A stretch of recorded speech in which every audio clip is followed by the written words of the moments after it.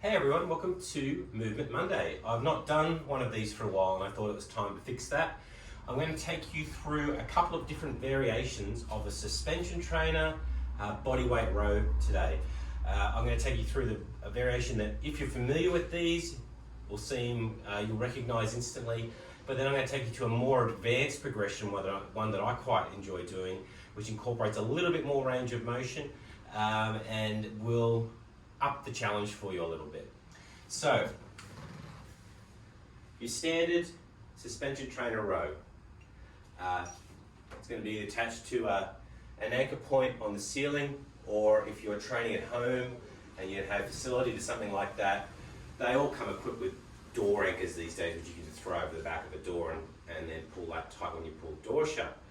So what I generally instruct people to do if they've never used one of these things before is to walk themselves into the contracted position. So this is where I'm trying to jam my thumbs into my armpits, okay? So my shoulder blades are contracting together. They used to use a cue in the gym for as long as I can remember.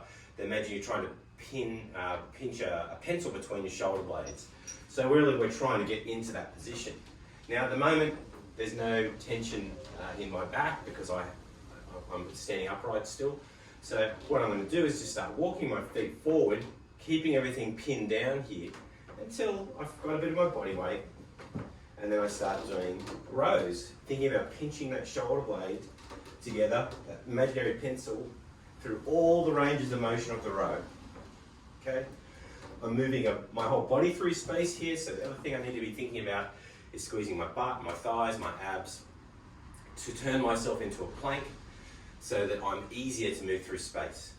One of the examples I give to new recruits is the idea that if I were to pick up a 20 kilo barbell, which is quite rigid, it's heavy, it weighs 20 kilos, but relatively speaking it's quite convenient to pick up because it's rigid, it's balanced. In the same token, if I were to get a 20 kilo duffel bag and fill it with wet sand that was moving around, you try to pick that up, it's going to be much harder to pick up because of the instability of the load. So when we're trying any type of body weight exercise, we're trying to create stability. So that's your basic suspension trainer row there. So the one I want to show you next is what I call a jackknife row. I've heard it called other things as well. I call it a jackknife row because that's how I first learned about it. The jackknife, if you could imagine a truck jackknifing on the highway, it folds in the middle. Well, we're going to do something similar. So in the setup, I'll show you this now. I'm actually going to jackknife here. But what I'm going to try to do then, once I've created this angle here, so a hip hinge, is I'm going to maintain the angle. I'll show you a row now. I'm going to just elevate my feet slightly, okay? And I'm going to pull myself up and through that range of motion. So I'm not extending the hips, but rather keeping that angle in place. So that's a jackknife row, and the reason I like that row a lot is because it increases the range of motion. The original example, I don't need straps to show you this. If you look at where my shoulder blades are moving, they're moving through this range of motion here. But with the jackknife, they actually extend up, so it's a little bit closer to what you might achieve when you're doing a set of pull-ups, for instance.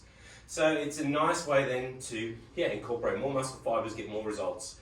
But again, it is much more advanced and it does require a lot more control of your whole body. So those are the two variations I wanted to show you again. So just one more time, the basic version.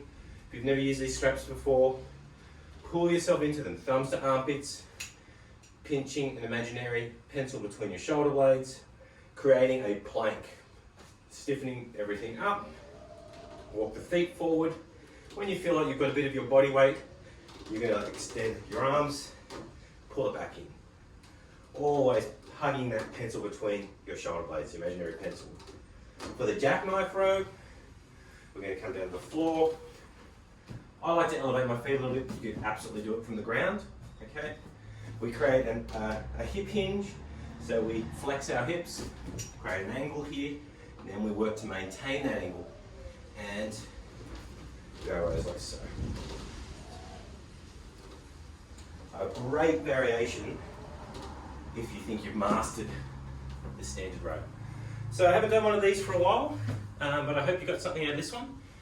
As always, with all my videos, really appreciate it if you drop a comment if you got something out of this, if you share it, click like, double tap it, and I will be back with more videos like this in the near future. Cheers guys. Ciao.